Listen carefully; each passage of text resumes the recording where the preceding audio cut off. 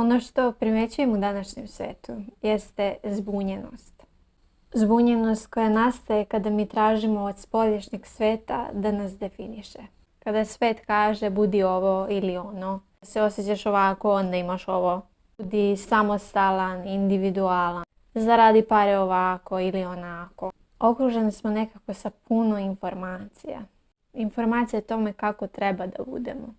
A mi ostajemo nekako sami i zbunjeni.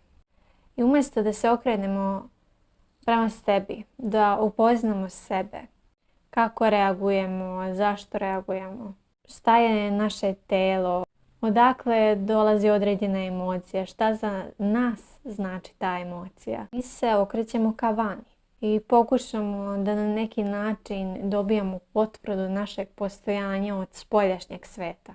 I zahtevamo sa mržnjom i besom od drugih da prihvate ono što mi mislimo da jesmo, uprkos tome što uopšte ne poznajemo sebe.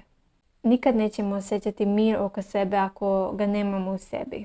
Taj mir dolazi kada mi znamo ko smo i nama je to dovoljno.